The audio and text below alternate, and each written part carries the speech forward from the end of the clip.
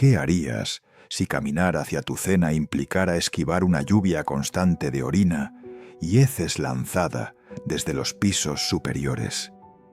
Imagina que estás en la Subura, el barrio más poblado de Roma, y que el sol acaba de esconderse detrás de las Insulae, esos bloques de apartamentos de 6 pisos que bloquean el cielo como murallas de ladrillo y madera podrida. El aire se enfría, pero el hedor no desaparece. Al contrario, se condensa. Ahora viene la parte difícil. Tienes que llegar a casa, y para eso necesitas caminar por callejones tan estrechos que 2 personas apenas pueden cruzarse sin rozarse. Pero el verdadero peligro no viene de los ladrones que acechan en las sombras. El verdadero peligro viene de arriba. Escucha con atención. Cada ventana que ves en esas fachadas es una trampa potencial. No hay tuberías en las Insulae. No hay baños. Lo que hay son lasanum, orinales de cerámica que las familias usan durante todo el día y toda la noche.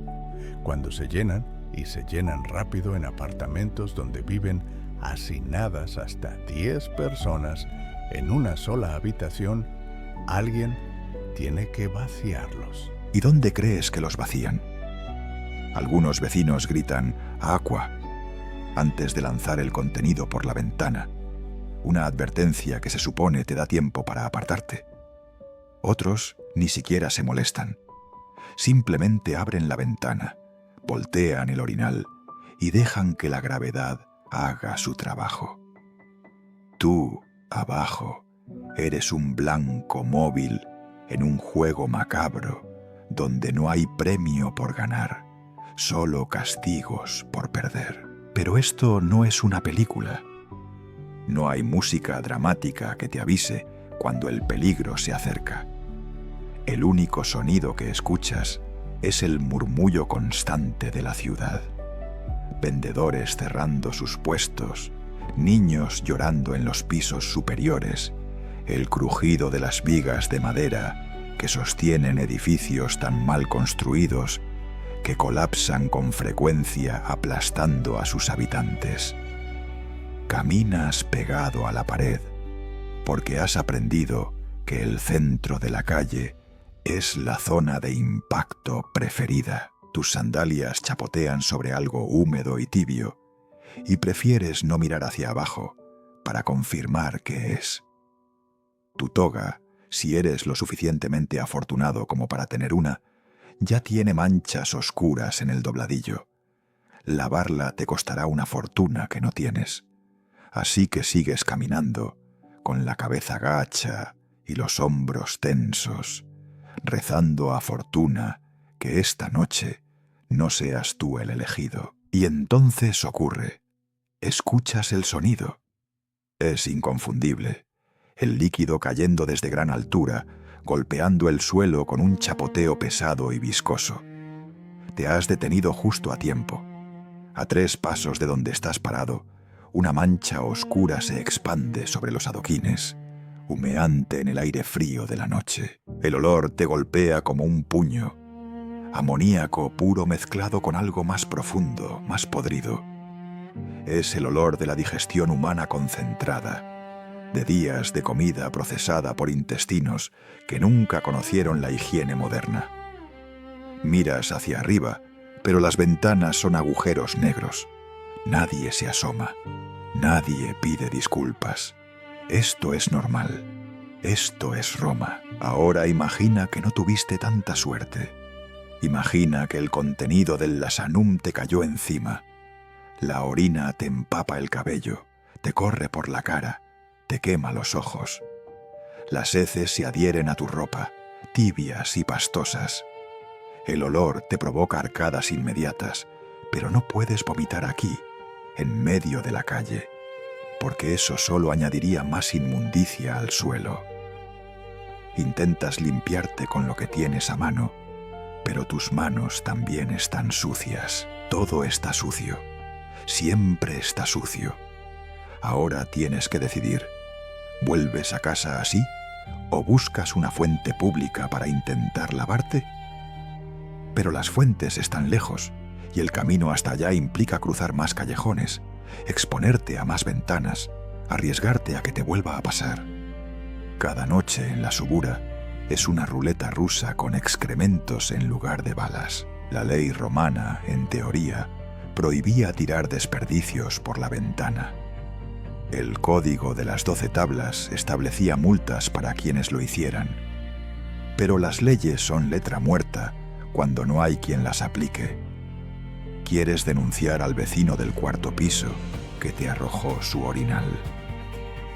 Primero tienes que demostrar quién fue, en un edificio donde viven cientos de personas. Luego tienes que pagar a un abogado, algo que ni siquiera puedes permitirte porque trabajas 12 horas al día en un taller de cerámica por un salario que apenas cubre el pan y el aceite. Así que no denuncias a nadie. Simplemente aprendes a caminar más rápido, a mantenerte alerta, a desarrollar un sexto sentido para detectar el sonido del líquido antes de que caiga. Te conviertes en un experto en supervivencia urbana, no en selvas ni desiertos, sino en las calles de la ciudad más poderosa del mundo. Y no creas que esto solo le pasa a los pobres. Incluso los senadores y los comerciantes ricos que se aventuran por la Subura para visitar las tabernas o los burdeles corren el mismo riesgo. La diferencia es que ellos pueden pagar esclavos que caminen delante de ellos con antorchas y escudos, protegiéndolos tanto de los ladrones como de las descargas fecales. Algunos incluso contratan a guardias que llevan sombreros de cuero reforzado, específicamente diseñados para resistir el impacto de una vasija de cerámica lanzada desde 6 pisos de altura. Porque sí, a veces no solo cae el contenido del orinal, a veces cae el orinal completo. Y un lasanum de cerámica cayendo desde 20 metros puede partirte el cráneo como si fuera una nuez. Las crónicas médicas romanas están llenas de casos de transeúntes que murieron por traumatismos craneoencefálicos causados por vasijas lanzadas desde ventanas. Morir en batalla era honorable. Morir bajo un orinal era humillante, pero igual de mortal. La Subura no era una excepción. Era la norma para la mayoría de los habitantes de Roma. 1 millón de personas vivían en la ciudad en el siglo I después de Cristo, y solo una pequeña fracción de ellas podía permitirse casas con letrinas privadas conectadas a la cloaca máxima, el sistema de alcantarillado.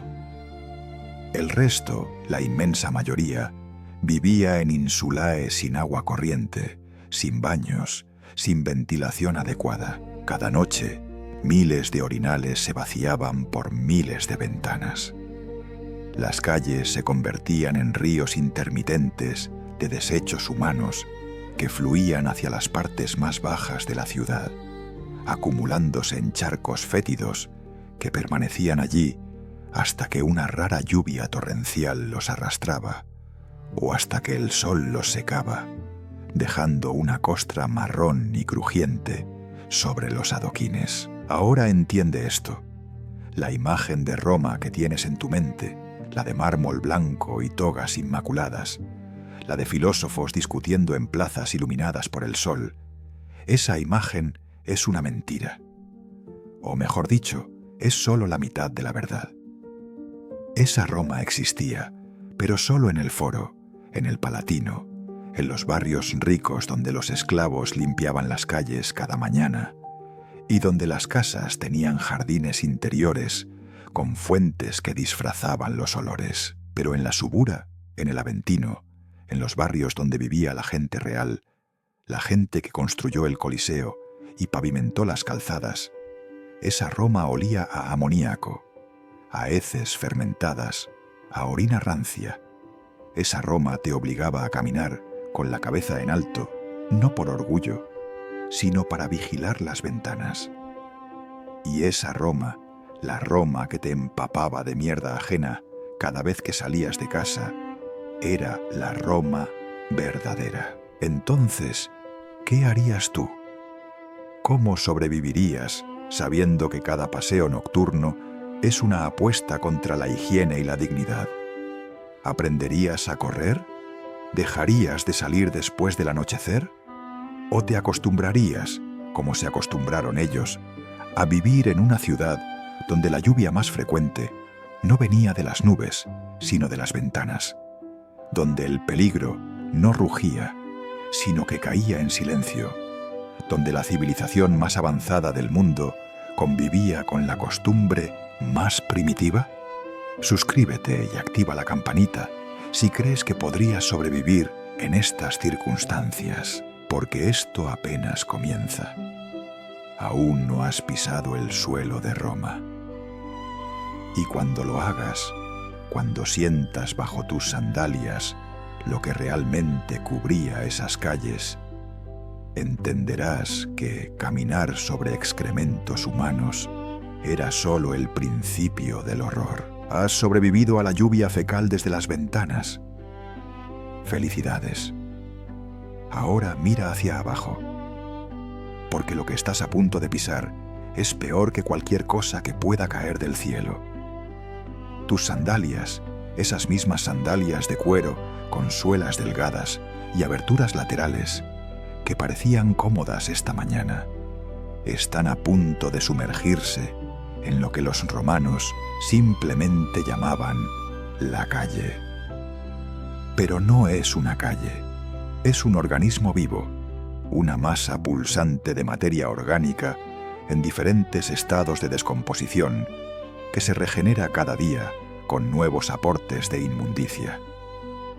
Imagina una alfombra gruesa, viscosa, irregular, que cubre los adoquines como una segunda piel. Eso es por lo que caminas cada día en la Roma antigua. Y ahora, con tu primer paso, vas a descubrir exactamente de qué está hecha. La textura cambia con cada zancada. A veces tu pie se hunde en algo blando, casi esponjoso. Otras veces cruje bajo tu peso, liberando un olor tan concentrado que te hace jadear. No estás pisando piedra. Los adoquines existen, en teoría, debajo de todo esto, pero hace meses que nadie los ve. Lo que pisas es una mezcla imposible de identificar a simple vista, pero que puedes catalogar por capas si eres lo suficientemente valiente como para mirarlo de cerca. La capa superior, la más fresca, es del día de hoy. Excrementos humanos y animales recién depositados, orina todavía húmeda, restos de comida arrojados desde las tabernas, agua sucia lanzada por las lavanderas. Esta capa tiene color: marrones, amarillos, verdes ocasionales de vegetales podridos. Tiene textura, líquida en algunas zonas, pastosa en otras, y tiene temperatura, caliente cuando acabas de pisarla, enfriándose rápidamente bajo el sol que todo lo cocina. Pero debajo de esa capa superficial hay algo más antiguo, más compacto. Es la sedimentación de semanas enteras de inmundicia que ha sido comprimida por miles de pies, por carros cargados de mercancía, por animales de carga arrastrando su peso muerto sobre ella. Esta capa intermedia es donde lo orgánico se convierte en algo casi mineral. Aquí los colores se unifican en un marrón oscuro, casi negro. Los olores se mezclan en una sinfonía putrefacta, donde ya no puedes distinguir qué es qué. Esta es la capa que define el nivel del suelo en Roma. Cuando los arqueólogos excavan las calles antiguas, encuentran que el nivel romano está entre 20 y 30 centímetros por encima del suelo original. Esos centímetros son siglos de basura compactada, fosilizada por el tiempo, convertida en el fundamento literal sobre el que camina la ciudad más poderosa del mundo. Y luego están los elementos sólidos, los obstáculos inesperados que sobresalen de esta alfombra orgánica. Vas caminando concentrado en no resbalar, cuando tu pie golpea algo duro, te detienes. Es la costilla de un caballo, o tal vez de una mula. Es difícil saberlo porque lleva tanto tiempo aquí que la carne se ha desprendido por completo. El hueso es gris, poroso, carcomido por los insectos que lo han convertido en su hogar. Más adelante ves algo que parece un zapato, pero cuando te acercas descubres que es la pata de un cerdo que alguien descartó después de arrancarle la carne. Los carniceros del Foro Boario no se molestan en llevar sus desechos a ningún lado. Simplemente los arrojan al callejón trasero, donde se acumulan en montones que los perros callejeros disputan con las ratas del tamaño de gatos. Lo que los animales no pueden comerse se queda allí, secándose al sol, convirtiéndose en parte del paisaje urbano. Pero lo peor no son los huesos, lo peor son los cadáveres completos. Animales de carga que colapsaron de agotamiento y que nadie se molestó en retirar. Un burro muerto bloquea parcialmente el callejón que lleva al mercado de Trajano. Ha estado allí durante 5 días. Lo sabes porque pasas por aquí cada mañana camino al trabajo y has visto su transformación día a día. El primer día, el cuerpo estaba hinchado, tenso como un odre lleno de vino, los gases de la descomposición acumulándose en su interior hasta que la piel parecía a punto de estallar. El segundo día, la piel se rompió. El olor que escapó era tan denso que podías verlo casi, una nube invisible, pero palpable, que te golpeó como una pared física. Vomitaste entonces. Todos vomitaron. Pero la vida continúa, así que al tercer día ya te habías acostumbrado. Al cuarto día, los gusanos aparecieron.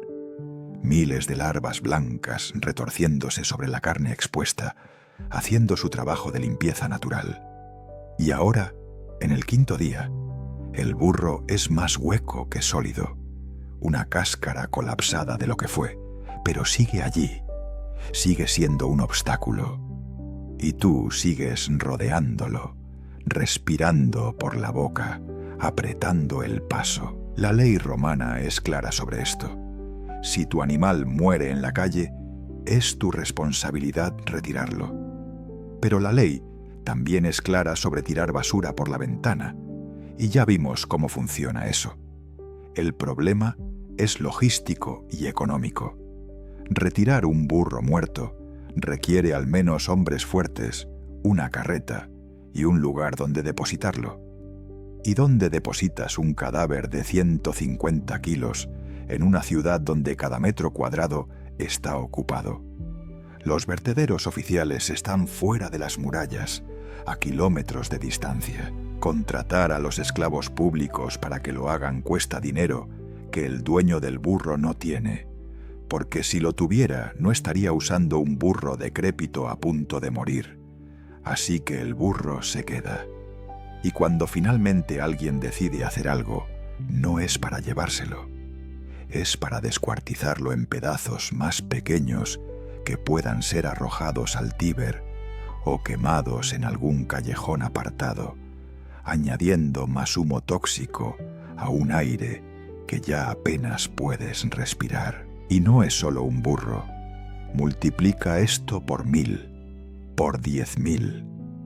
Porque en una ciudad con 1 millón de habitantes, donde el transporte depende de animales, donde los caballos y las mulas mueven toneladas de grano cada día desde el puerto de Ostia hasta los graneros públicos, los animales mueren constantemente. Algunos mueren de viejo, otros de enfermedad. Muchos simplemente colapsan bajo el peso de cargas imposibles en calles empinadas bajo el sol de agosto, y todos terminan en la misma posición, tirados en alguna esquina, bloqueando parcialmente el tráfico, convirtiéndose en parte del mobiliario urbano hasta que la naturaleza los desintegra o hasta que alguien se cansa lo suficiente como para hacer algo al respecto. Los niños juegan alrededor de ellos. Los vendedores montan sus puestos junto a ellos. La vida romana fluye alrededor de la muerte animal como un río que rodea una roca. Pero los animales muertos no son los únicos obstáculos sólidos en tu camino. También están los desechos de los mercados, las vísceras de pescado del mercado de Ostia, todavía brillantes y viscosas, arrojadas en montones que fermentan bajo el sol, las verduras podridas, las frutas magulladas que nadie quiso comprar y que ahora atraen nubes de moscas tan densas que parecen un enjambre vivo, los huesos de los animales sacrificados, las pieles curtidas que gotean químicos venenosos, los restos de tela de las tintorerías que han absorbido tanto pigmento que el suelo a su alrededor está teñido de rojo o azul permanente. Cada comercio, cada actividad económica de Roma genera su propia categoría de basura, y toda esa basura termina en la misma alfombra orgánica sobre la que caminas. Y luego está el barro, no el barro limpio de lluvia y tierra. Esto es barro fecal, una mezcla líquida de excrementos disueltos en orina y agua sucia que se acumula en las partes bajas de las calles, formando charcos permanentes. No puedes saltarlos porque son demasiado anchos. No puedes rodearlos porque ocupan todo el ancho del callejón. Así que caminas a través de ellos, sintiendo el líquido caliente penetrar entre tus dedos, subir por el cuero de tus sandalias, empapar el dobladillo de tu túnica. Cuando llegas a casa, tus pies son marrones hasta los tobillos. El olor se ha adherido a tu piel de tal forma que ni siquiera el agua de las termas públicas lo elimina por completo. Te has convertido en parte de la suciedad de Roma, y mañana volverás a hacerlo, y pasado mañana, y todos los días de tu vida. Entonces se entiende esto. Caminar por las calles de la Roma antigua no era un paseo, era una expedición a través de un campo minado biológico, donde cada paso era una negociación entre la necesidad de avanzar y el instinto de no pisar lo peor. Era un ejercicio constante de equilibrio entre la repulsión y la resignación.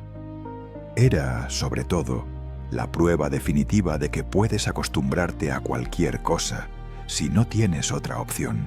Los romanos no caminaban sobre piedra. Caminaban sobre la evidencia física de que 1 millón de personas generando desechos cada día superaba por completo la capacidad de la naturaleza para absorberlos. Y ese suelo viviente, esa alfombra orgánica de putrefacción, era el verdadero fundamento del imperio más grande que el mundo había visto. Llegas a casa después de sortear la lluvia fecal y pisar cadáveres de animales. Tu ínsula te espera como una torre de Babel, hecha de ladrillo barato y madera de segunda mano. 6 pisos de altura que se elevan hacia el cielo como un monumento a la codicia inmobiliaria y al hacinamiento humano. Desde la calle, el edificio parece sólido, pero tú sabes la verdad. Las paredes tiemblan cuando sopla el viento. Las vigas crujen bajo el peso de demasiadas familias viviendo una encima de otra. Y lo peor de todo, no hay una sola tubería en todo el edificio. Ni una. 0. Esto significa que cada función corporal que necesites realizar se convierte en un problema logístico que debes resolver varias veces al día, todos los días, hasta que mueras o te hagas lo suficientemente rico como para mudarte a una domus con letrina privada. Algo que nunca sucederá. Subes las escaleras. El primer piso no es para ti. Allí viven los comerciantes prósperos, las familias que pueden pagar el triple de lo que tú pagas. Tienen apartamentos espaciosos, con ventanas grandes que dan a la calle principal. Tienen acceso directo a la salida, lo que significa que cuando necesitan vaciar su lasanum, pueden bajar rápidamente a la calle y arrojarlo sin mucho esfuerzo. Pero tú vives en el 6º piso, el piso más barato, el piso más alejado del suelo, el piso donde el techo es tan bajo que tienes que agacharte en algunas zonas porque las vigas sobresalen. Subes escalón tras escalón, pasando por puertas de apartamentos donde se escucha el llanto de bebés, las discusiones de parejas, el olor a comida cocinándose en braseros de carbón que llenan los pasillos de humo. Cada piso es más oscuro que el anterior, porque las ventanas son más pequeñas cuanto más alto subes. Finalmente, llegas a tu puerta, una tabla de madera con un cerrojo simple que no detendría a nadie realmente decidido a entrar. Tu apartamento mide aproximadamente 20 metros cuadrados. Aquí viven tú, tu esposa, tus 3 hijos y tu madre viuda. 6 personas en el espacio equivalente a un dormitorio moderno pequeño. No hay habitaciones separadas. No hay privacidad. Hay una zona donde está el colchón relleno de paja que comparten todos. Hay un brasero de carbón en una esquina donde tu esposa cocina sobre un trípode de hierro. Hay una pequeña mesa, 2 taburetes y una ventana sin cristal cubierta con una tela que se supone mantiene fuera el frío en invierno y el calor en verano, pero que no hace ninguna de las dos cosas. Y en la otra esquina, junto a la puerta, está el lasanum, tu orinal comunal, una vasija de cerámica del tamaño de una olla grande que toda tu familia usa para todas sus necesidades fisiológicas. No hay nada más, no hay baño, no hay retrete, solo ese recipiente de arcilla que se llena con una velocidad aterradora. Hagamos las matemáticas. 6 personas, cada una orina al menos veces al día. Esos son 24 usos diarios solo para orinar. Luego están las deposiciones, digamos 2 por persona al día, siendo conservadores. Esos son 12 usos adicionales. 36 veces al día que alguien en tu familia se agacha sobre ese lasanum y añade su contribución a la mezcla acumulada. El orinal puede contener quizás 10 litros antes de desbordarse. Dependiendo de la consistencia y el volumen, llegas a ese límite en menos de 24 horas. Esto significa que cada día, sin falta, alguien tiene que vaciar el lasanum. Y aquí es donde comienza la verdadera pesadilla logística que define tu existencia en las Insulae. Porque vaciar un orinal lleno desde el 6º piso no es como sacar la basura. Es una operación militar que requiere planificación, fuerza física y una tolerancia al asco que desafía la imaginación. Tienes 2 opciones. La primera es llevar el lasanum lleno por las escaleras hasta la calle y vaciarlo en uno de los pozos negros comunales o simplemente arrojarlo a la cuneta. Esto requiere que bajes 6 pisos, cargando una vasija de cerámica de 10 kilos llena de líquido viscoso y resbaladizo que chapotea con cada paso. Las escaleras son empinadas. No hay pasamanos. La madera está pulida por millones de pisadas y es traicioneramente resbaladiza. Si tropiezas, si pierdes el equilibrio por un segundo, el contenido del lasanum se derrama sobre ti, sobre las escaleras, sobre cualquier vecino que tenga la mala suerte de estar subiendo en ese momento. Y cuando eso sucede, y sucede con frecuencia, las peleas son épicas. Los vecinos se insultan, se amenazan, a veces llegan a los golpes, porque ese líquido no se limpia fácilmente.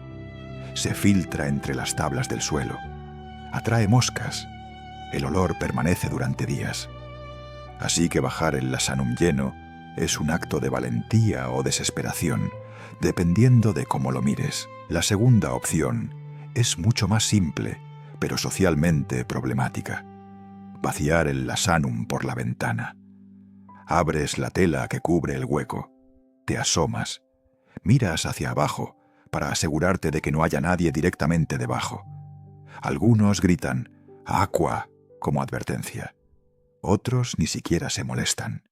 Volteas el lasanum y dejas que la gravedad haga su trabajo.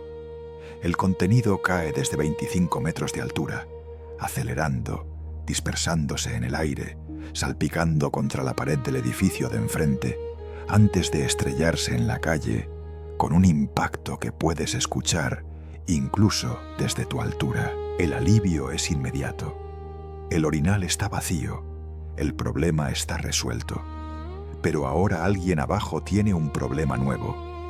Y si ese alguien es un vecino del primer piso, o peor, un senador que pasaba por allí, las consecuencias pueden ser graves.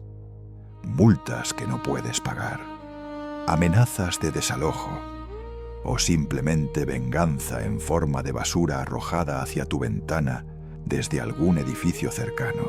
Pero la realidad es que casi todos eligen la segunda opción, porque la alternativa es demasiado agotadora.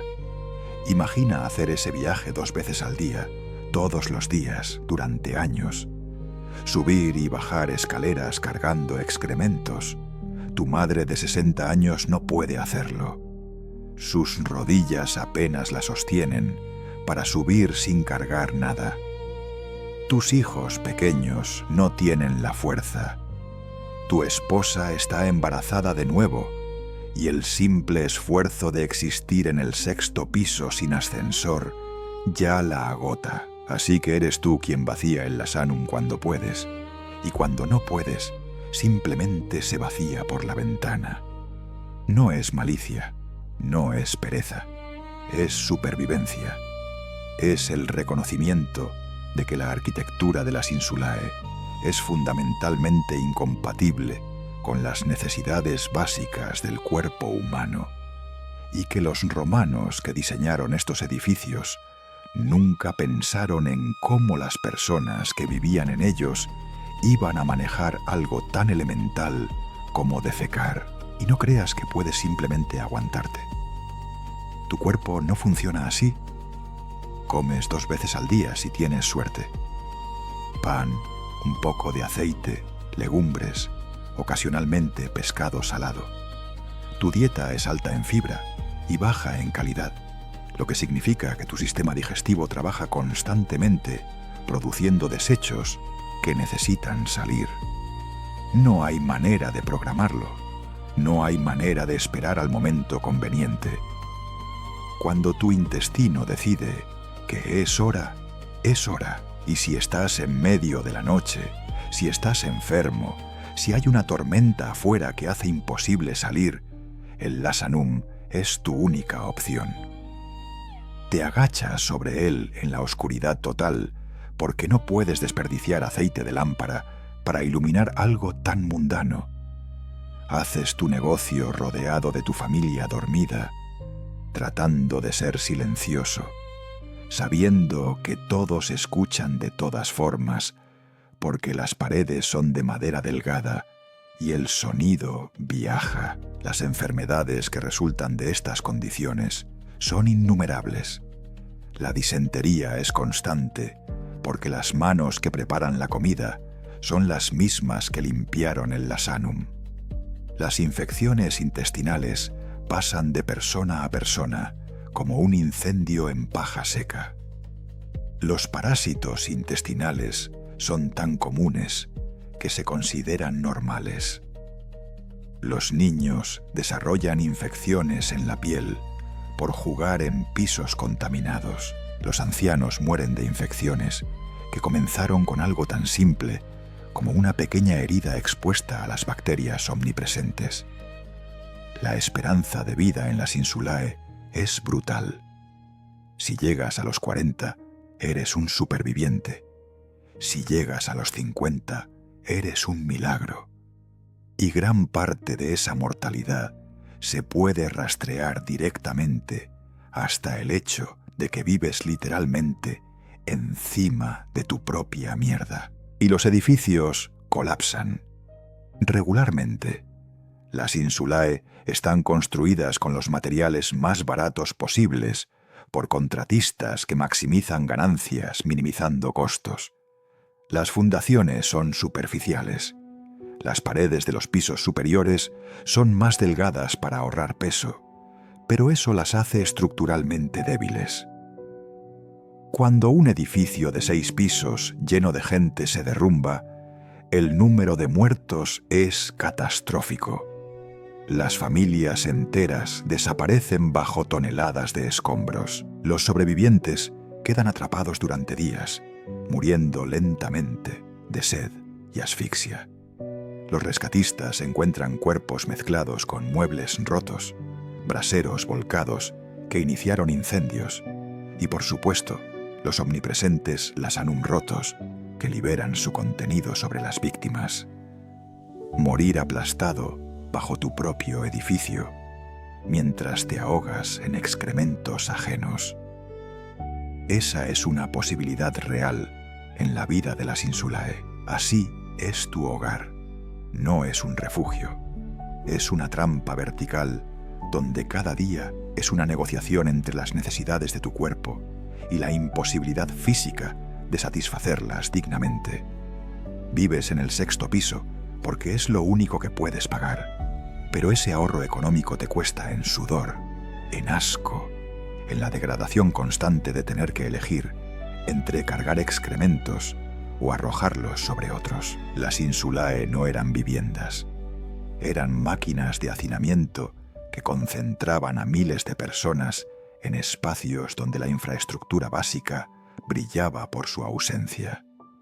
Y cada noche, cuando finalmente te acuestas en ese colchón de paja junto a tu familia, el olor del lasanum lleno te recuerda que mañana tendrás que vaciarlo otra vez. Y pasado mañana, y todos los días que te queden de vida. El burro lleva días muerto en la esquina de tu calle. Lo has visto transformarse de animal a carroña, de carroña a esqueleto. Pero no es el único. Hay otro caballo colapsado frente al almacén de grano, una mula desplomada junto a la fuente pública y algo que pudo haber sido un buey cerca del mercado, pero que ahora es solo un bulto indefinible cubierto de moscas. Bienvenido a uno de los problemas más ignorados de la Roma antigua: la gestión de cadáveres animales en una ciudad que depende completamente de ellos para funcionar. Imagina Manhattan sin camiones, sin trenes subterráneos, sin coches. Ahora llénalo de 1 millón de personas que necesitan comer, beber y moverse. ¿Cómo mueves el grano desde los muelles hasta los graneros? ¿Cómo transportas el mármol desde las canteras hasta los templos? ¿Cómo llevas el vino desde Ostia hasta las tabernas de la Súbura? La respuesta es simple y aterradora. Animales, miles de ellos, y todos, eventualmente, mueren. Los números son brutales.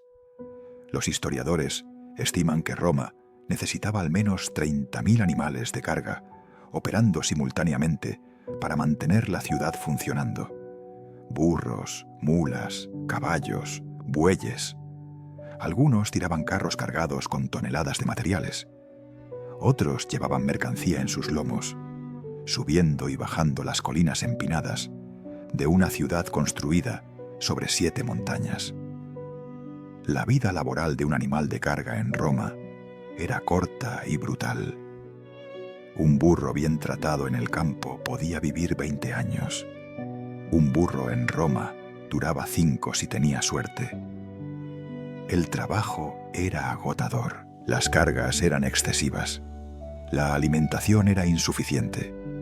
Y cuando un animal ya no podía tirar, cuando sus patas cedían y su corazón se rendía, simplemente caía donde estaba. Y allí se quedaba, porque la ley romana sobre cadáveres animales era técnicamente clara pero prácticamente inútil. El dueño del animal debía retirar el cadáver. Pero, ¿qué sucedía cuando el dueño no tenía recursos? o cuando el animal pertenecía a una compañía de transporte que ya había declarado la pérdida y pasado a usar otro animal, o simplemente cuando a nadie le importaba lo suficiente como para hacer algo, sucedía lo que estás viendo ahora. El cadáver se convertía en parte del paisaje urbano. Durante las primeras horas después de la muerte, el cuerpo todavía parecía un animal. Podías ver sus rasgos, reconocer que fue un ser vivo. Pero el sol mediterráneo es implacable. En verano, las temperaturas en Roma superan fácilmente los 35 grados. Bajo ese calor, la descomposición se acelera de forma exponencial. En cuestión de horas, el cadáver comienza a hincharse. Los gases producidos por las bacterias intestinales que ahora digieren el cuerpo desde dentro llenan la cavidad abdominal. El vientre se abulta como un globo grotesco. La piel se estira hasta que brilla, tensa como un tambor. Y entonces, en algún momento del segundo día, la presión se vuelve insostenible. La piel se rasga. Los gases escapan con un sonido que puedes escuchar desde metros de distancia, un silbido húmedo y prolongado, acompañado del olor más concentrado y repugnante que jamás hayas experimentado. El olor de un animal en descomposición no es como nada más en tu experiencia moderna. No es simplemente desagradable, es físicamente agresivo. Entra por tu nariz y se instala en tu garganta como una sustancia sólida. Te hace toser, lagrimear, sentir náuseas instantáneas. Es el olor de las proteínas rompiéndose, de las grasas ranciándose, de los fluidos corporales fermentando al sol. Es amoníaco mezclado con azufre, mezclado con algo dulzón y enfermizo, que tu cerebro identifica instintivamente como muerte. Y este olor no se queda localizado. Se expande, se adhiere a tu ropa, se mete en tu cabello, contamina tu comida si comes demasiado cerca. Los vecinos de los edificios adyacentes tienen que cerrar sus ventanas, lo que en verano significa elegir entre asfixiarte del calor o asfixiarte del hedor.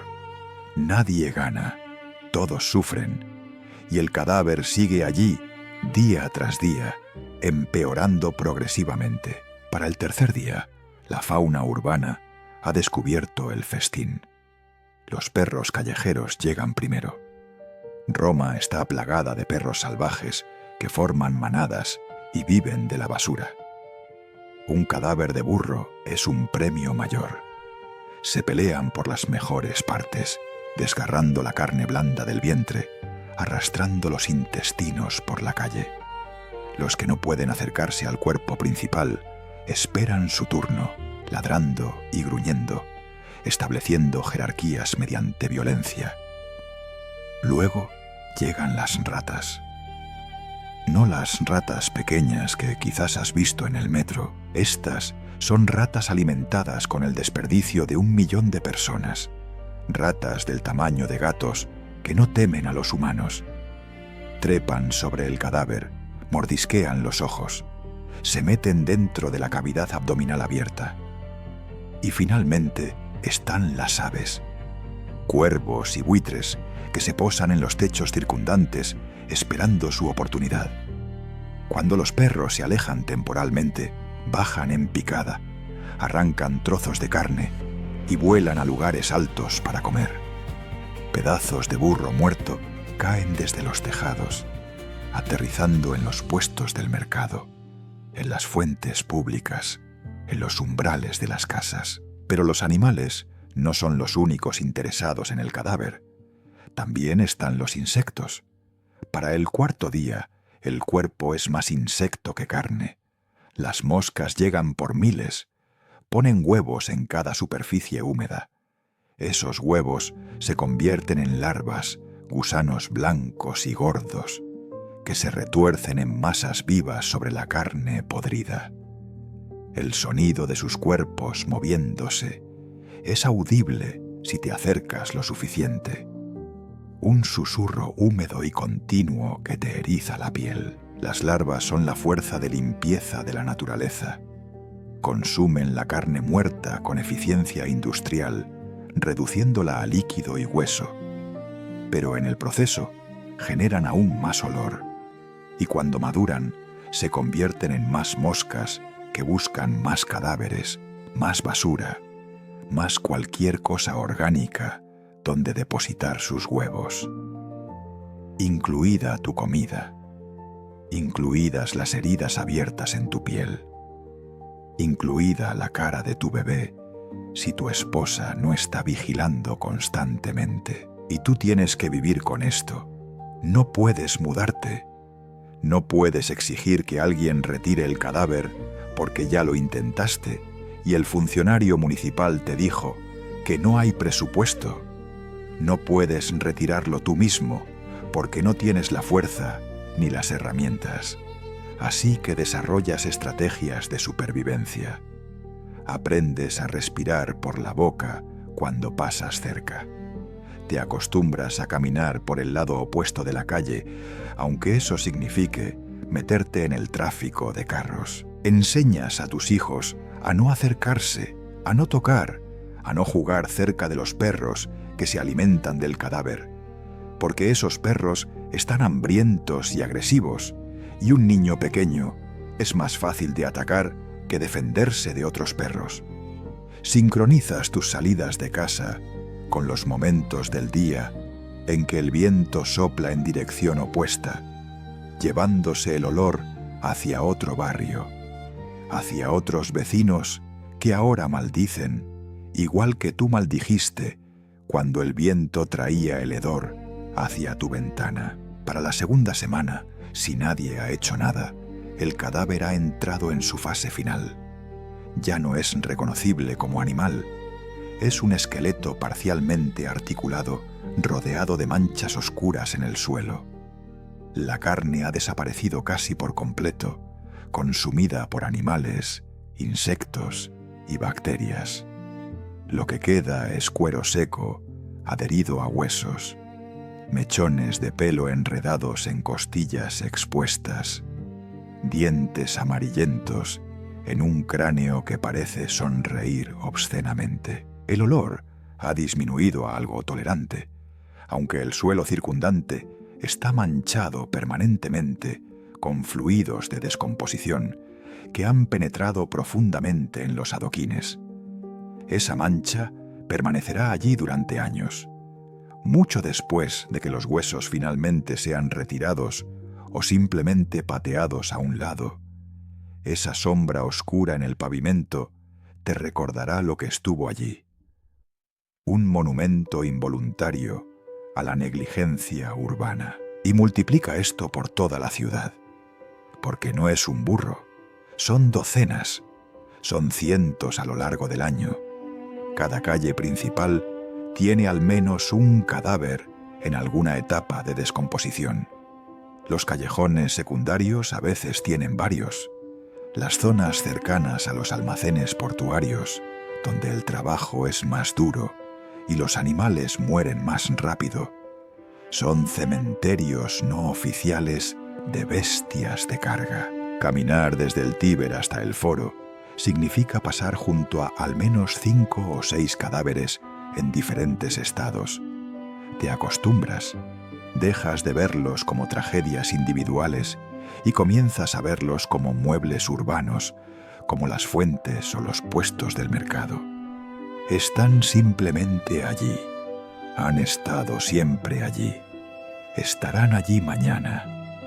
Y tu mente, para protegerte de la locura de vivir en estas condiciones, simplemente deja de registrarlos como algo inusual. Pero de vez en cuando, algo te fuerza a verlos de nuevo. Un turista rico de provincias que visita Roma por primera vez y se escandaliza abiertamente. Un niño que pregunta por qué el caballo no se mueve. Un funcionario imperial que pasa en litera y ordena a sus esclavos que cubran sus narices con telas perfumadas, recordándote que existe gente para quien este olor no es normal. Y en esos momentos, por un instante, ves tu ciudad como realmente es. Una metrópolis brillante y poderosa, construida sobre una alfombra de animales muertos, donde la maquinaria del imperio más grande del mundo funciona gracias a bestias que trabajan hasta morir y luego se pudren donde cayeron, porque retirarlas es más caro de lo que valen. Esta es la verdad económica brutal de Roma. Los animales son desechables, y en el momento en que dejan de ser útiles, dejan de existir para el sistema, aunque sus cadáveres sigan muy presentes para ti. Has vaciado tu lasanum por la ventana, has pisado cadáveres, has sobrevivido a las calles más sucias del mundo antiguo, y ahora llegas a una conclusión perturbadora. Tu orina vale dinero. No es una metáfora, no es un chiste. En la Roma antigua, lo que sale de tu cuerpo es materia prima para una de las industrias más rentables del imperio. Bienvenido al mundo de los fullones, los lavanderos profesionales que convirtieron los desechos humanos en el negocio de la limpieza. Porque aquí está la ironía brutal que define a Roma. En una ciudad donde todo está cubierto de mierda, tener ropa limpia es el máximo símbolo de estatus. Y para lograr ese blanco imposible, necesitas lo más sucio que existe. Necesitas orina, toneladas de ella, fresca, fermentada, concentrada. La orina es el detergente industrial de Roma, y tú, querido habitante de las Insulae, eres el proveedor involuntario de este oro líquido. Veamos cómo funciona. Imagina que eres un senador. Tu toga debe ser blanca, no blanco sucio, no gris, blanco cegador, blanco que se vea desde el otro lado del foro, blanco que anuncie tu pureza moral y tu estatus superior. El problema es que tu toga es un rectángulo de lana de 6 metros de largo que arrastras por las mismas calles donde pisas excrementos y cadáveres. Al final del día, el dobladillo es marrón oscuro. Hay manchas de sudor bajo los brazos, hay salpicaduras de comida del banquete, hay polvo, barro y cosas que prefieres no identificar. ¿Cómo conviertes esto de nuevo en blanco inmaculado? El agua sola no funciona. El jabón, como lo conoces, no existe todavía. Lo que existe es la fullonica, la lavandería industrial, y su ingrediente secreto es tu orina. Porque resulta que la orina humana, cuando se fermenta, produce amoníaco. Y el amoníaco es el desengrasante más efectivo que la química antigua podía ofrecer. Los fullones son empresarios especializados que operan instalaciones que son parte fábrica, parte pesadilla olfativa. Imagina un edificio de 2 pisos con grandes tinas de piedra empotradas en el suelo. En esas tinas hay cientos de litros de orina fermentada, no orina fresca. Orina que ha estado reposando durante días o semanas, permitiendo que las bacterias conviertan la urea en amoníaco puro.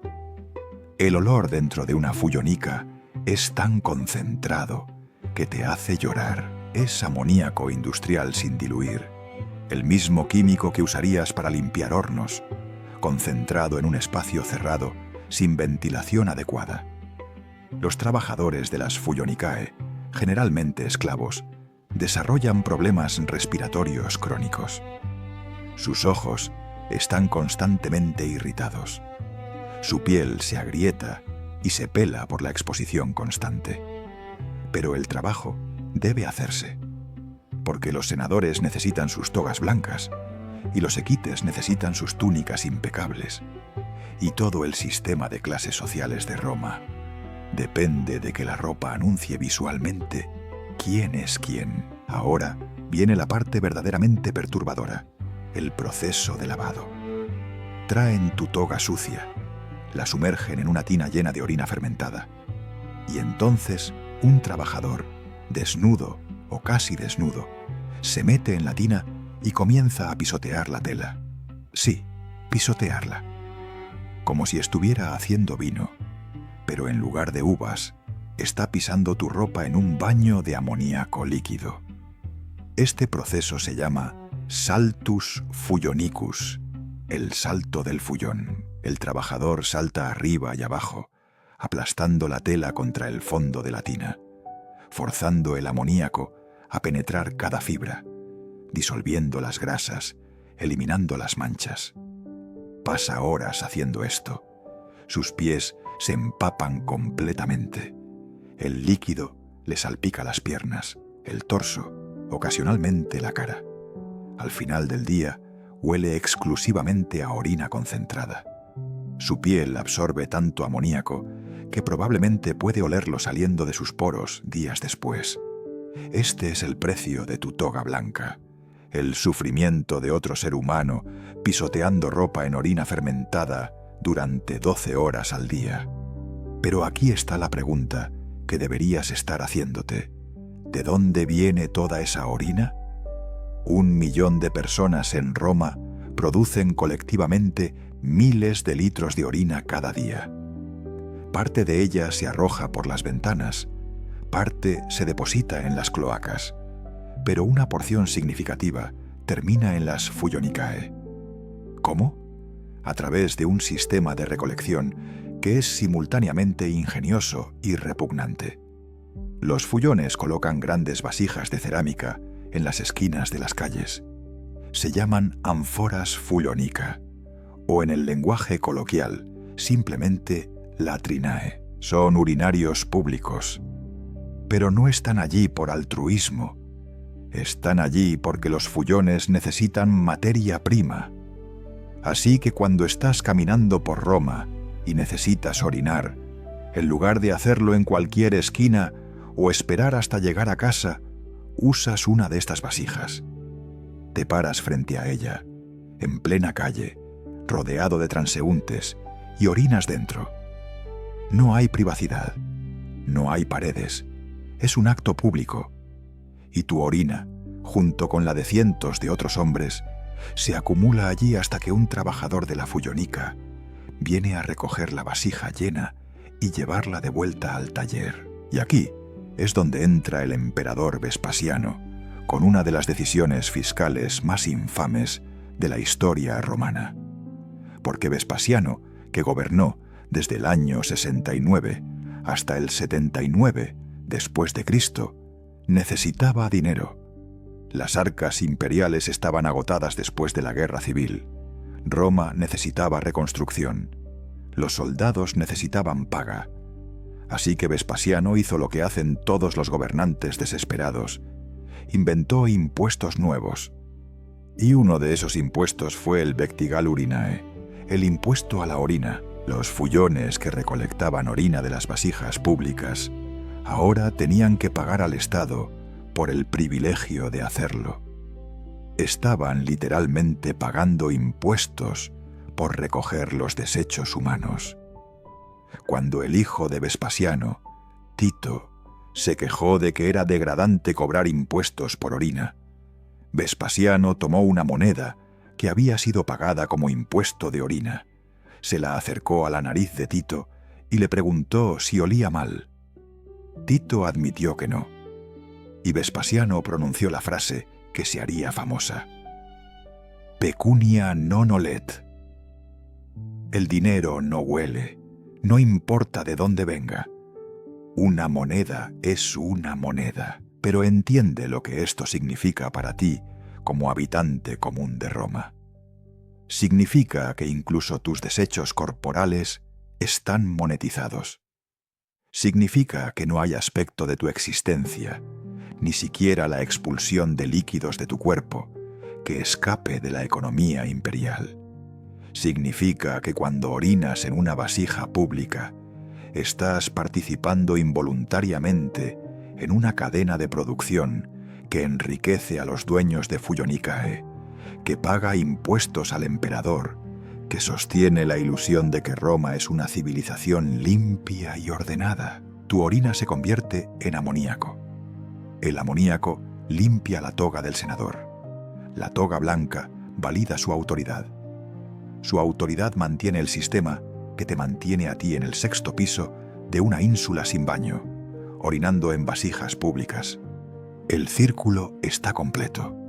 Es una economía perfectamente cerrada de explotación química y social. Y los fullones no solo limpian, también procesan la lana nueva.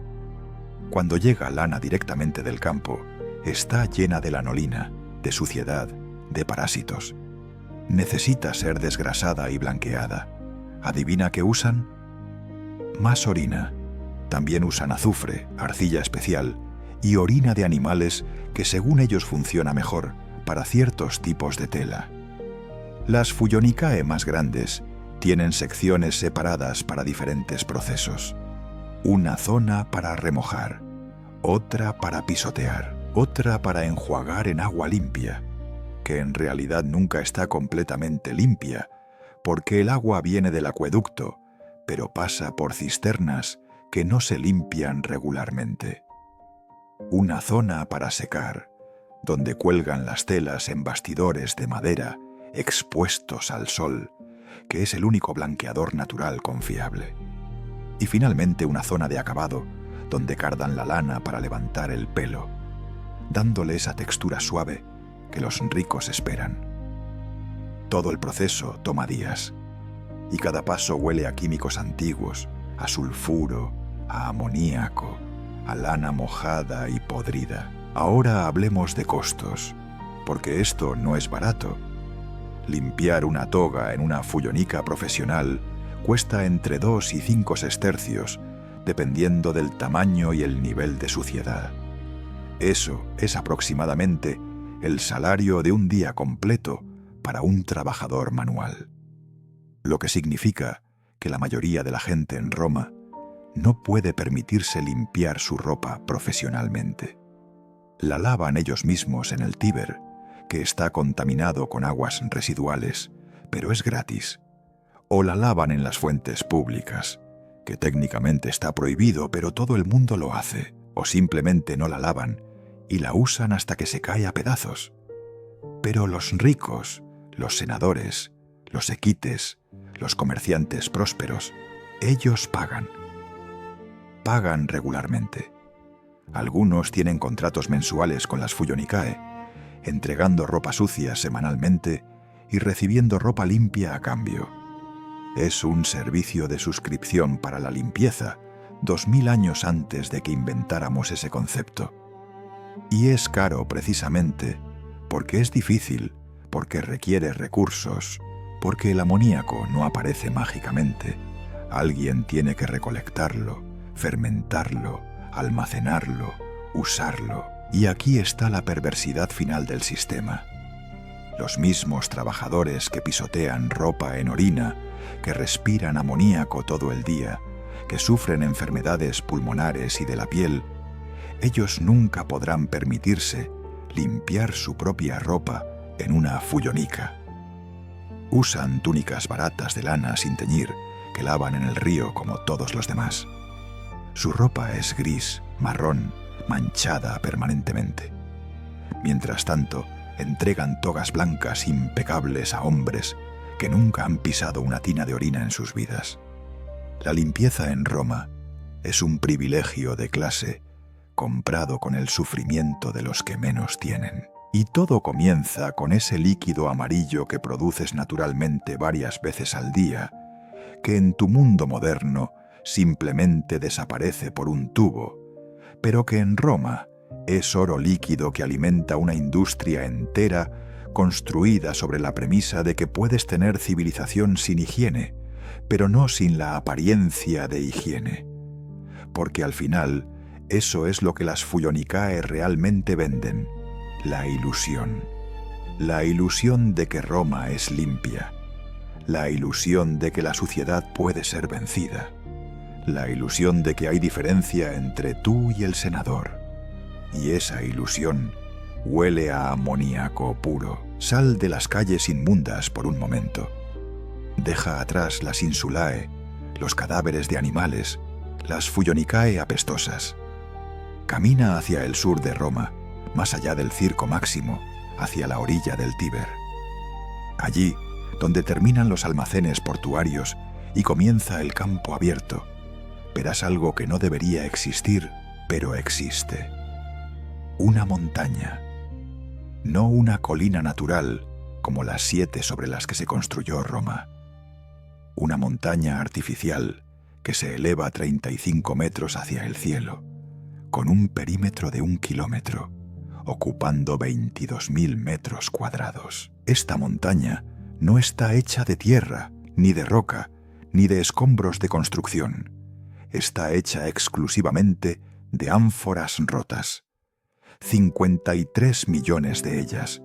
Todas contenían aceite de oliva. Todas fueron descartadas deliberadamente. Y todas están apiladas aquí, en este lugar que los romanos llamaron Monte Testactio, la montaña de los tiestos. Esta es la prueba física, tangible, imposible de ignorar, de que Roma fue la primera civilización en enfrentar un problema completamente moderno. Generar más basura de la naturaleza puede procesar.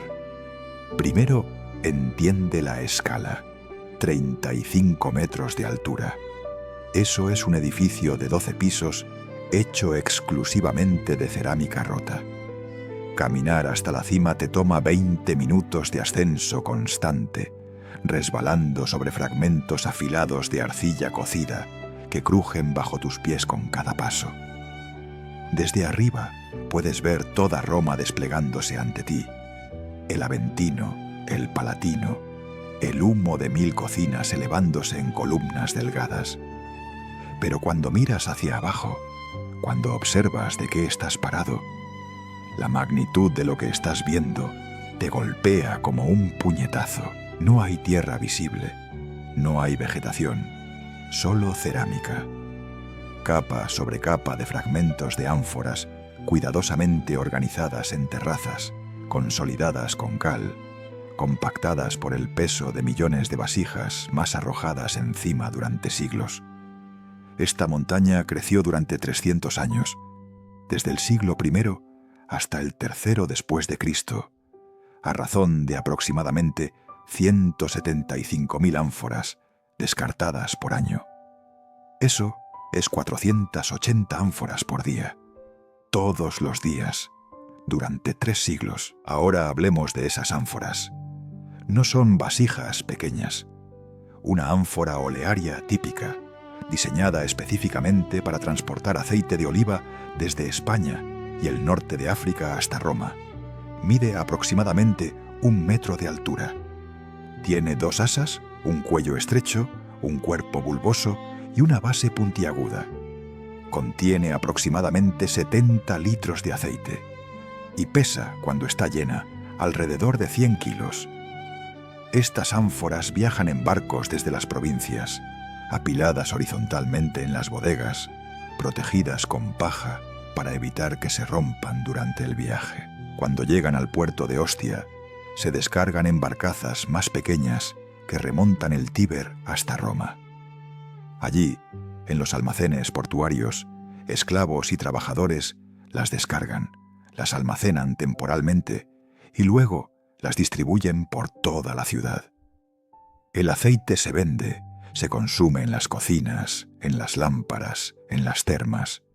Y cuando el ánfora está vacía, surge la pregunta inevitable: ¿qué hacemos con ella? La respuesta lógica sería reutilizarla, limpiarla y volver a llenarla, o usarla para almacenar otra cosa: vino, grano, agua.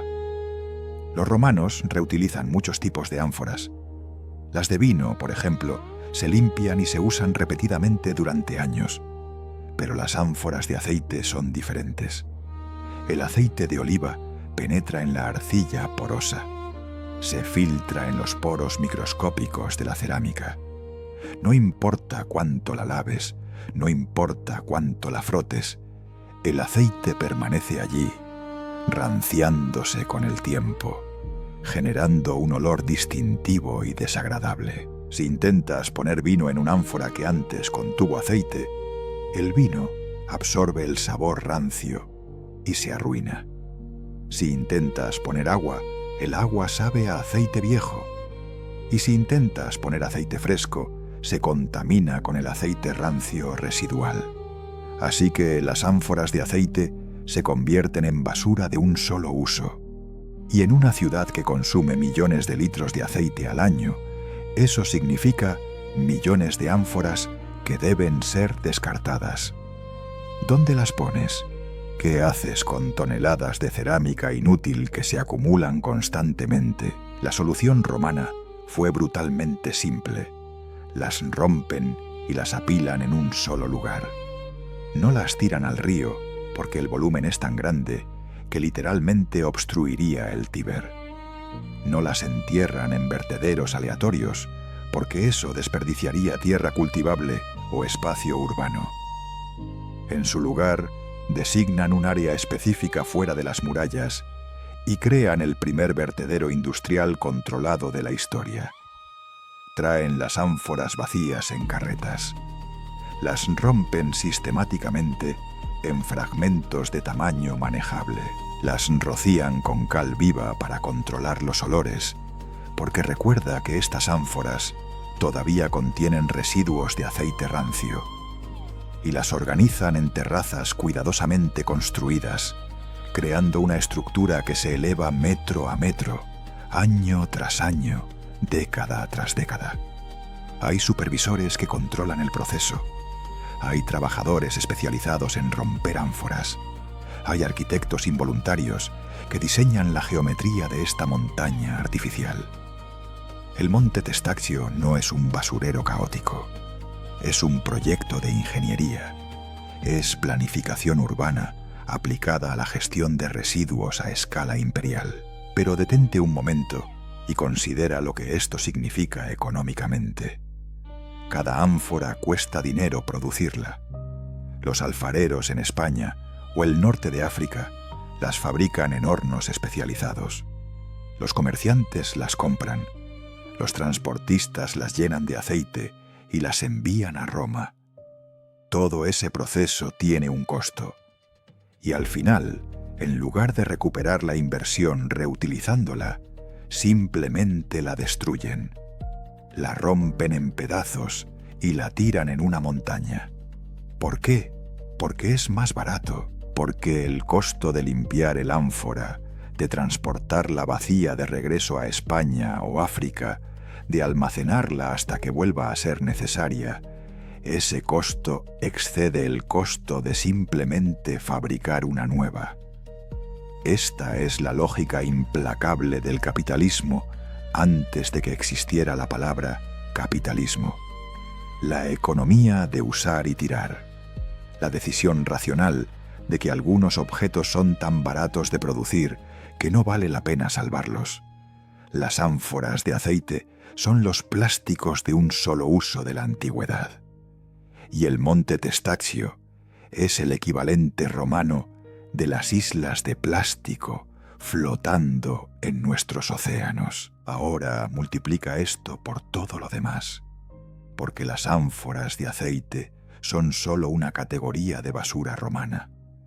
También están las ánforas de vino que eventualmente se rompen y se descartan, las vasijas de cerámica domésticas que se quiebran, los materiales de construcción que se vuelven inútiles, los huesos de los animales consumidos, los restos textiles, los desechos metálicos. Roma genera basura a una escala que ninguna civilización anterior había alcanzado. Y aunque el Monte Testaccio es el ejemplo más visible, no es el único vertedero. Hay otros alrededor de la ciudad, más pequeños, menos organizados, pero igualmente reales. Montañas de huesos cerca de los mataderos, montones de escombros de construcción, campos enteros cubiertos de cerámica rota. Roma está literalmente enterrándose en su propia basura.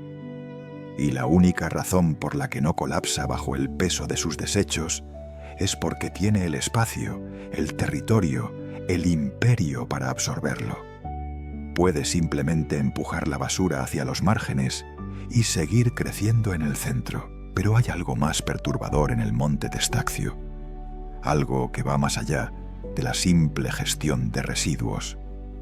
Esta montaña es la prueba física de un consumo tan masivo que desafía la comprensión. 53 millones de ánforas de 70 litros cada una. Eso son 3.710 millones de litros de aceite de oliva.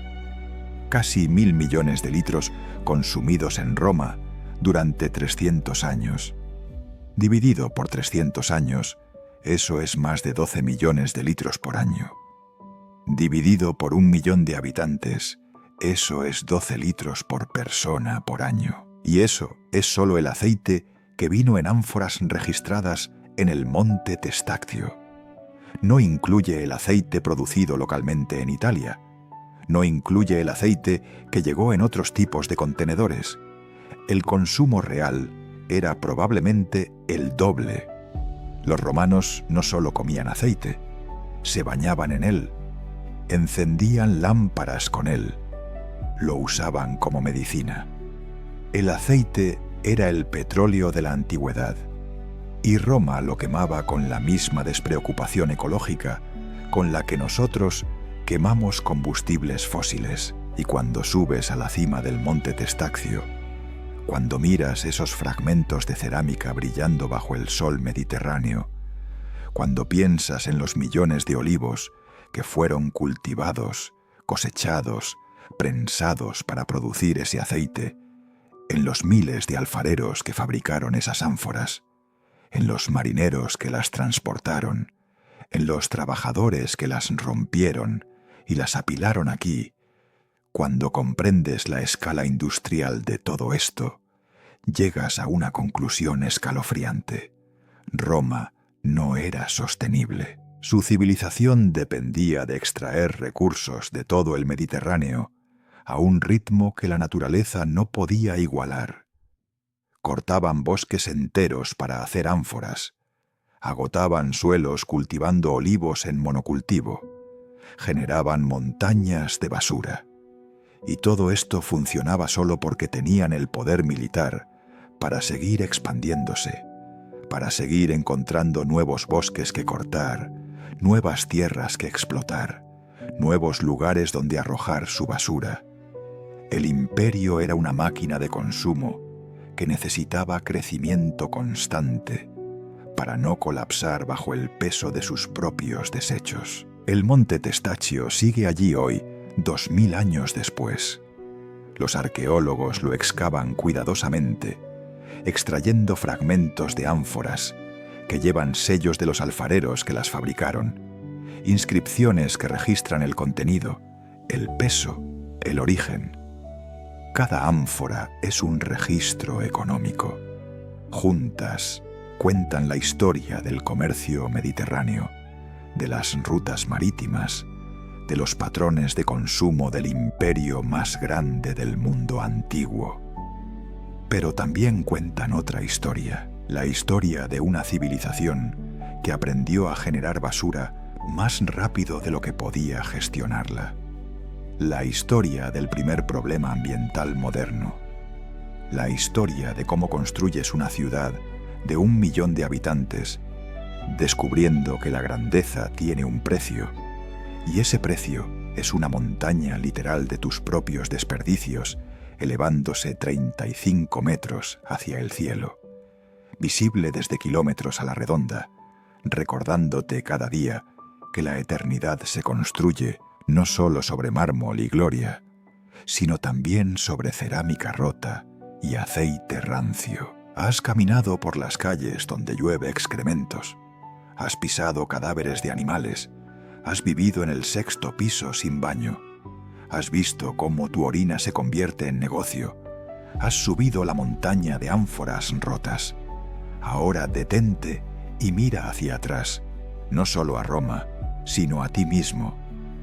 Porque la verdad incómoda que necesitas enfrentar es esta. No eres tan diferente de ese romano que vaciaba su lasanum por la ventana. Tu ciudad no es tan diferente de esa Roma que se ahogaba en su propia inmundicia. Y los problemas que enfrentamos hoy, 2000 años después, son inquietantemente similares a los que enfrentó la primera megaciudad del mundo occidental. Roma nos legó el derecho, los acueductos, el latín, la arquitectura monumental. Pero también nos legó algo menos glorioso y mucho más relevante: la primera lección de ecología urbana. Una lección que todavía no hemos aprendido completamente. Una lección que dice que una civilización no se mide solo por los monumentos que construye, sino por la montaña de basura que esconde debajo de la alfombra. Comencemos con los números. Roma tenía 1 millón de habitantes en su apogeo. Generaba toneladas de basura orgánica cada día. Animales muertos, excrementos humanos, desechos de comida, cerámica rota, materiales de construcción. No tenía camiones de basura. No tenía sistemas de alcantarillado universales. No tenía plantas de tratamiento de aguas residuales. Aún así, funcionó durante siglos. ¿Cómo? Porque tenía espacio. Podía empujar la basura hacia los márgenes. Podía construir el monte Testacio fuera de las murallas. Podía dejar que los cadáveres de animales se descompusieran en las calles, porque eventualmente la naturaleza los procesaba. Ahora mira tu ciudad moderna. 10 millones de habitantes, 50 millones, generando no toneladas sino montañas de basura cada día. Plásticos que tardan 500 años en descomponerse. Electrónicos llenos de metales pesados. Residuos químicos que envenenan el suelo. Y sí, todavía los empujamos hacia los márgenes. Todavía construimos nuestros propios montes Testaccio, solo que ahora los llamamos vertederos, o rellenos sanitarios o islas de basura en el Pacífico. La diferencia es la velocidad y la toxicidad. Los romanos generaban basura orgánica, cerámica que eventualmente se convierte en arcilla, madera que se pudre, excrementos que se descomponen. Incluso sus materiales de construcción eran naturales: piedra, ladrillo, cal. Todo volvía a la tierra eventualmente. Nuestros desechos no. El plástico no se descompone, se fragmenta en microplásticos que contaminan océanos y entran en la cadena alimentaria. Los residuos electrónicos liberan mercurio y plomo. Los químicos industriales persisten durante generaciones. Hemos acelerado la generación de basura a un nivel que la naturaleza nunca podrá procesar. Y hemos cambiado la composición de esa basura a algo fundamentalmente no biodegradable. Roma tenía una montaña de ánforas. Nosotros tenemos continentes de plástico flotando en los océanos.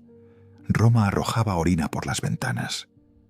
Nosotros arrojamos toneladas de CO2 a la atmósfera cada segundo. La escala es diferente, la tecnología es diferente, pero la mentalidad es exactamente la misma. Genera desperdicios y empújalos a donde no los veas, y considera el problema de la densidad urbana. Las insulae de Roma eran experimentos tempranos en vivienda vertical de alta densidad. 6 pisos sin infraestructura adecuada, hacinamiento extremo, enfermedades constantes, colapsos estructurales frecuentes. Los romanos nunca resolvieron realmente este problema. Siguieron construyendo insulae porque necesitaban alojar a 1 millón de personas en un espacio limitado, y las alternativas eran peores. Ahora mira tus propias ciudades. Torres de apartamentos de 40 pisos, rascacielos residenciales que alojan a miles de personas. Tenemos ascensores, tenemos plomería, tenemos electricidad. Nuestra tecnología es infinitamente superior, pero los principios básicos son los mismos. Comprimir a la mayor cantidad de gente posible en el menor espacio posible, porque la tierra urbana es cara. Y cuando esa infraestructura falla, cuando las tuberías se rompen o el sistema eléctrico colapsa, descubres que tu torre moderna no es tan diferente de una ínsula romana. Es solo una versión más alta de la misma apuesta de que la tecnología puede sostener densidades de población que la naturaleza nunca diseñó. Luego está la cuestión del consumo. Los romanos consumían aceite de oliva a escala industrial. Importaban millones de litros desde España y África. Generaban 53 millones de ánforas de desecho. Esto era insostenible a largo plazo, porque dependía de la expansión constante del imperio, de encontrar siempre nuevas provincias que explotar, nuevos bosques que talar para fabricar ánforas, nuevos olivares que plantar. Cuando el imperio dejó de expandirse, cuando las fronteras se estabilizaron y luego comenzaron a contraerse, el sistema económico que sostenía este consumo masivo comenzó a desmoronarse. No fue la única causa de la caída de Roma, pero fue un factor. Una economía construida sobre el crecimiento infinito eventualmente se estrella contra los límites finitos de los recursos. Y nosotros, con nuestro consumo global de petróleo, de minerales raros, de recursos naturales, estamos jugando exactamente el mismo juego. Extraemos, consumimos, descartamos. Cuando un recurso se agota, buscamos otro. Cuando un vertedero se llena, construimos otro. La mentalidad de usar y tirar que inventaron los romanos con sus ánforas de aceite, la hemos perfeccionado hasta convertirla en el fundamento de nuestra economía global. Pero hay una diferencia crucial que debería aterrorizarte. Los romanos no sabían que lo que estaban haciendo era insostenible. No tenían la ciencia, no tenían los datos, no tenían la perspectiva histórica para entender que estaban agotando recursos más rápido de lo que se regeneraban. Para ellos, el imperio parecía eterno. Roma siempre había estado allí y siempre estaría. La idea de que la ciudad eterna pudiera caer era impensable, hasta que cayó. En el año 410 después de Cristo, cuando los visigodos de Alarico saquearon Roma por primera vez en 800 años, el shock psicológico fue devastador. San Jerónimo escribió: «La ciudad que conquistó el mundo entero ha sido conquistada». La eternidad resultó ser temporal. Nosotros no tenemos esa excusa. Tenemos los datos. Sabemos exactamente cuánto CO2 estamos emitiendo. Sabemos cómo el plástico contamina los océanos. Sabemos que los recursos son finitos. Tenemos modelos climáticos, proyecciones demográficas, estudios de sostenibilidad. Y aún así, seguimos generando montañas de basura. Seguimos consumiendo como si hubiera un planeta B. Seguimos empujando los problemas hacia el futuro, hacia otras generaciones, hacia los márgenes geográficos y temporales. Y aquí está la conexión más directa entre tu vida y la vida de ese romano en las Insulae, la normalización de lo intolerable. El romano que caminaba diariamente sobre cadáveres de animales eventualmente dejaba de verlos. Su cerebro los categorizaba como parte del paisaje normal. El olor constante a excrementos se convertía en el olor de fondo de la vida urbana. Vaciar el lasanum por la ventana era simplemente lo que hacías. No era bonito, pero era normal. Tú haces exactamente lo mismo. Sacas tu basura una vez por semana y desaparece. No piensas a dónde va. No piensas en el vertedero creciendo constantemente. No piensas en los trabajadores que clasifican reciclaje. No piensas en los barcos que llevan contenedores de desechos electrónicos a países pobres donde niños los desmantelan sin protección. Fuera de tu vista, fuera de tu mente.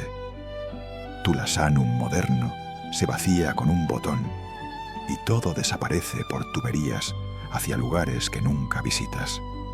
Es más higiénico que arrojarlo por la ventana, pero la mentalidad es idéntica.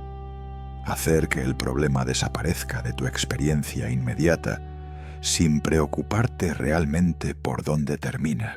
Pero Roma también nos enseña algo más esperanzador: la adaptabilidad humana. Los romanos vivieron en condiciones que tú considerarías intolerables. Y no solo sobrevivieron, prosperaron. construyeron el imperio más grande del mundo antiguo mientras caminaban sobre mierda.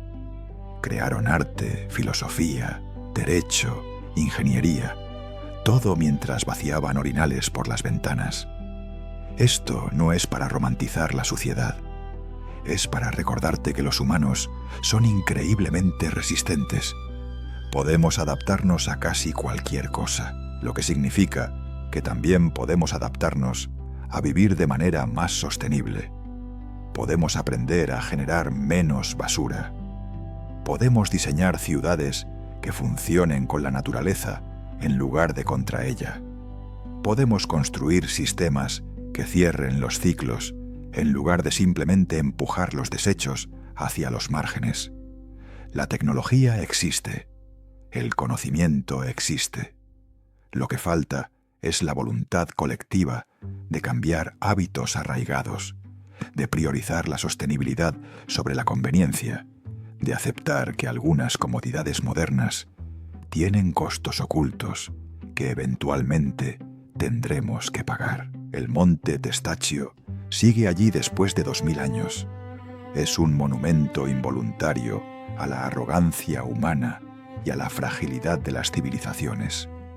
Los turistas lo visitan, toman fotos, leen las placas informativas sobre el comercio romano. Pero pocos realmente comprenden lo que están viendo. No es simplemente un sitio arqueológico curioso. Es una advertencia. Es la prueba física de que incluso la civilización más poderosa del mundo puede ser fundamentalmente insostenible. Es el recordatorio de que el mármol del Foro y la montaña de basura del monte Testaccio son dos caras de la misma moneda. No puedes tener uno sin el otro. La grandeza genera desperdicios. El consumo masivo requiere descarte masivo.